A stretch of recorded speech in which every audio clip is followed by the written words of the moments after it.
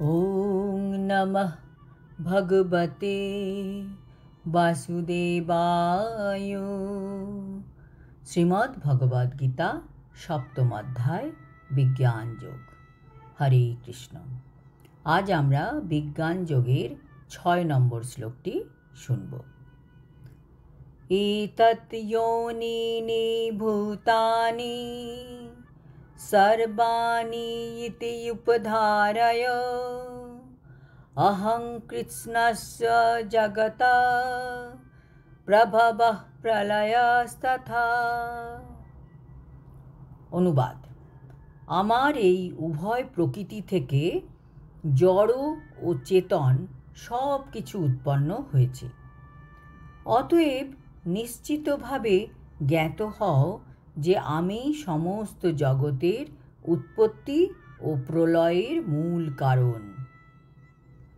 তাৎপর্য: বিশ্ব চরাচরে যা কিছু বর্তমান সে সবই জড় ও চেতন থেকে উৎপন্ন।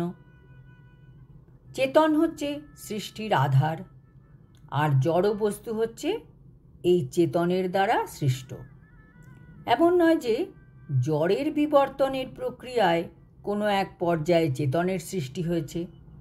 জড় জিনিস থেকে কি চেতন জিনিস সৃষ্টি হতে পারে? পক্ষান্তরে এই চিন্ময় শক্তি থেকেই জড়জগতের সৃষ্টি হয়েছে।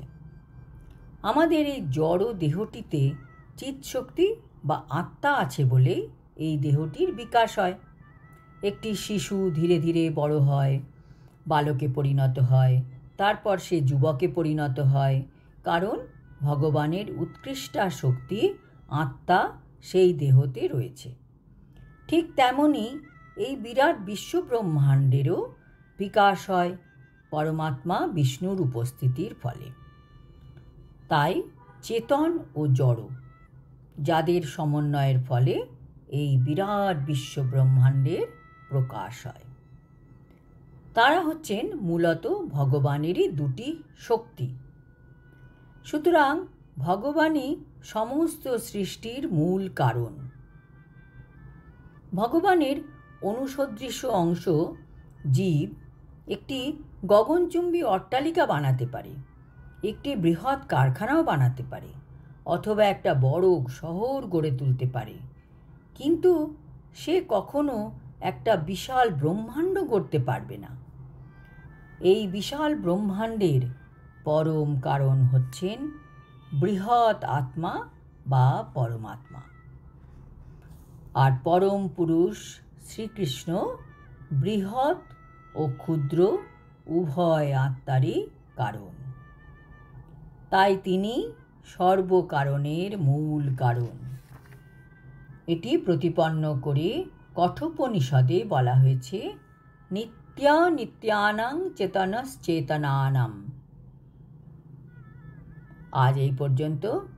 আগামী শ্লোকে আমরা দেখব ভগবান কিভাবে সমস্ত ব্রহ্মাণ্ডকে ধরে রেখেছেন এবং ব্রহ্মাণ্ডকে চালাচ্ছেন।